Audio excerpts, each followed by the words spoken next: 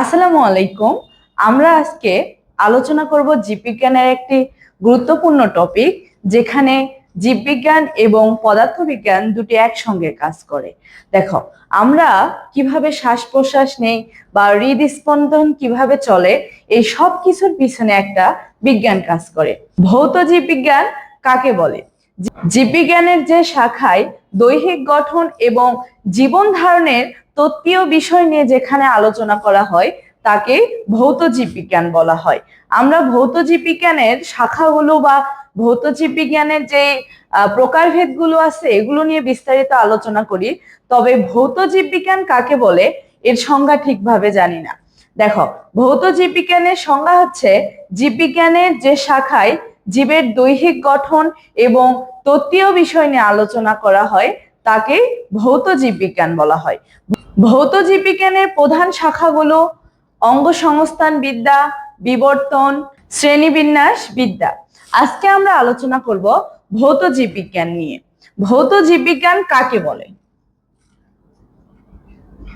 ভৌত জীববিজ্ঞান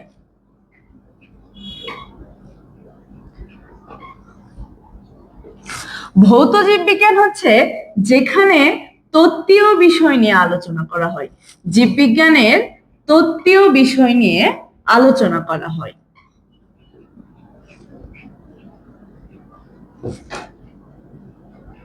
তত্ত্বীয় বিষয়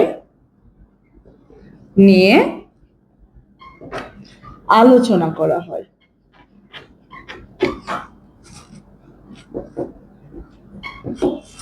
ভৌত জীববিজ্ঞানের অনেকগুলো প্রধান শাখা রয়েছে।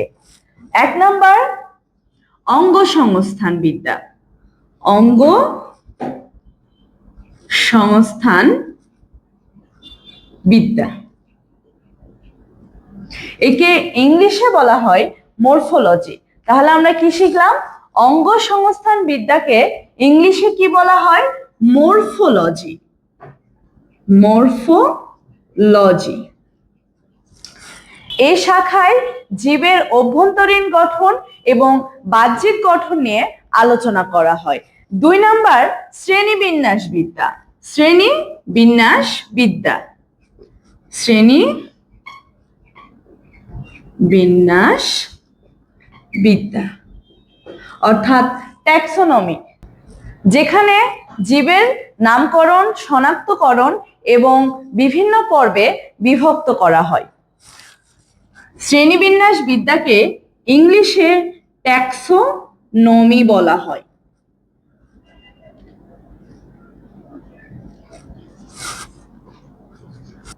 তিন নম্বর রয়েছে হিস্টোলজি। হিস্টোলজিতে জীবের টিস্যুর গঠন এবং কোষ কলা সম্পর্কে আলোচনা করা হয়। হিস্টোলজি।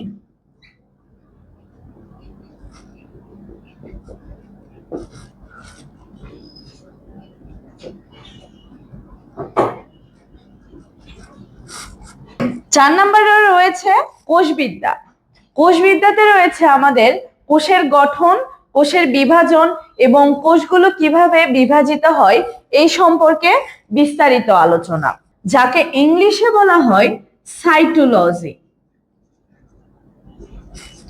কোষবিদ্যাতে আলোচনা করা হয় কোষের বৃদ্ধি, কোষের কার্যাবলী এবং কোষ বিভাজন সম্পর্কে আমাদের এই সাইটোলজি বা কোষবিদ্যাতে আলোচনা করা হয়।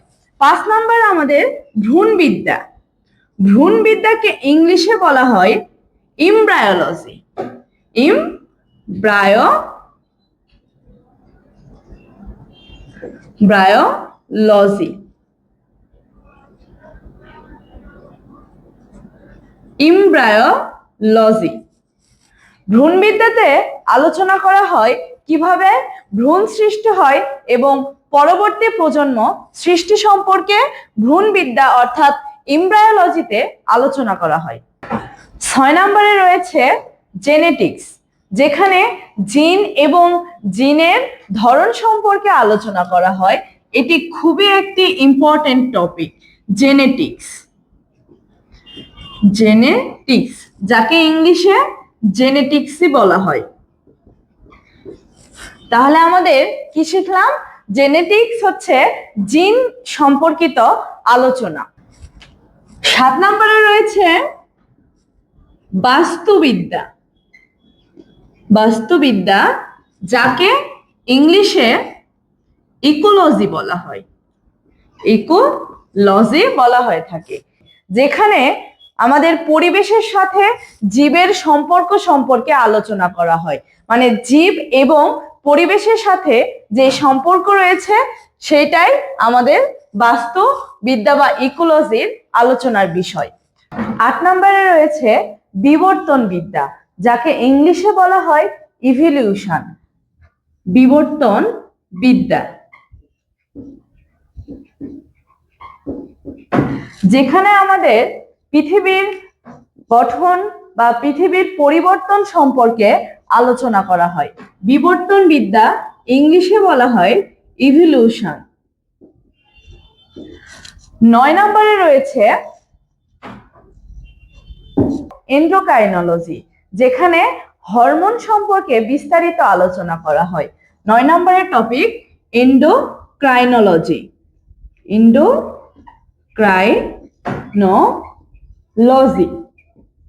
একে ইংলিশেও বলা হয় এন্ডোক্রাইনোলজি।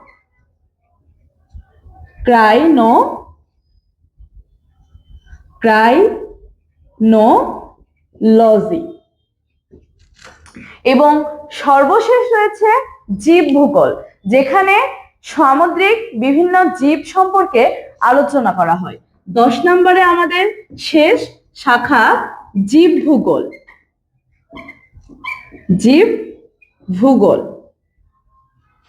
জীব ভূগোলকে ইংলিশে বলা হয় বায়োজিওগ্রাফি। বায়োজিওগ্রাফি।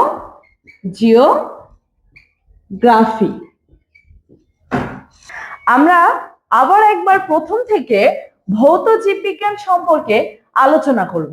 দেখো, আমি প্রথমেই বলছিলাম ভৌত জীববিজ্ঞান কাকে বলে। জীববিজ্ঞানের তত্ত্বীয় বিষয় নিয়ে যেখানে আলোচনা করা হয় তাকে ভৌত জীববিজ্ঞান বলা হয়। ভৌত জীববিজ্ঞানের প্রধান শাখাগুলো আমি অলরেডি তোমাদের সঙ্গে আলোচনা করেছি। 1 নম্বরে ছিল আমাদের অঙ্গসংস্থান বিদ্যা, যার ইংরেজিতে বলা হয় মরফোলজি। 2 নম্বরে শ্রেণীবিন্যাস বিদ্যা, যাকে ইংলিশে বলা হয় ট্যাক্সোনমি। 3 নম্বরে রয়েছে হিস্টোলজি, যাকে ইংলিশে হিস্টোলজি বলা হয়। দেখো, এই ইংলিশ টার্মগুলো আমাদের জন্য অনেক ইম্পর্টেন্ট এবং এই শাখাগুলো আমাদের জন্য ইম্পর্টেন্ট, কেননা এখান থেকে অনেক এমসিকিউ এসে থাকে আমাদের এসএসসি এবং এইচএসসি এক্সামে। এই জন্য আমাদেরকে এগুলো একটু ভালো করে মনে রাখতে হবে।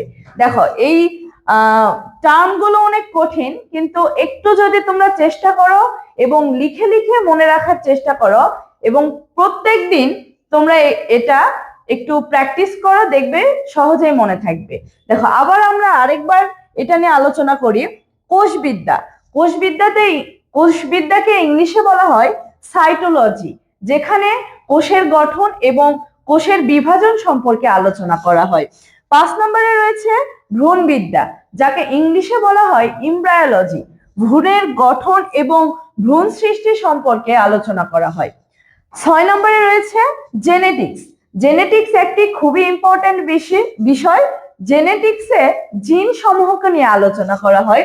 7 নম্বরে রয়েছে বাস্তুবিদ্যা অর্থাৎ ইকোলজি, যেখানে পরিবেশ এবং প্রাণীর সাথে একটা সম্পর্ক, সেই সম্পর্কটা তুলে ধরা হয়। 8 নম্বরে রয়েছে বিবর্তনবিদ্যা অর্থাৎ ইভলিউশন, কিভাবে পৃথিবীর সৃষ্টি এবং ধাপে ধাপে পৃথিবীর কিভাবে পরিবর্তন হয় সেটাই আমাদের এই বিবর্তনবিদ্যা বা ইভলিউশনে আলোচনা করা হয়। 9 নম্বরে রয়েছে এন্ডোক্রাইনোলজি এবং সর্বশেষ রয়েছে জীব ভূগোল, যাকে ইংলিশে বলা হয় বায়োজিওগ্রাফি। এখানে আমাদের সামুদ্রিক যে জীবগুলো রয়েছে তাদের সম্পর্কে আলোচনা করা হয়। আজকে আমাদের আলোচনার বিষয় ছিল ভৌত জীববিজ্ঞান। আমি তোমাদেরকে ভৌত জীববিজ্ঞানের প্রধান শাখাগুলো আলোচনা করলাম এবং বিস্তারিতভাবে ব্যাখ্যা করলাম। তোমরা ভালোভাবে পড়াশোনা করবে এবং এমসিকিউ এর সর্বোচ্চ একটা মার্ক ক্যারি করার জন্য এগুলো তোমাদেরকে মনে রাখতে হবে। তার সঙ্গে এগুলো আমাদের পরবর্তীতেও কাজে লাগবে। ধন্যবাদ, আজকে এই পর্যন্তই। পরের ক্লাসে আবার দেখা হচ্ছে।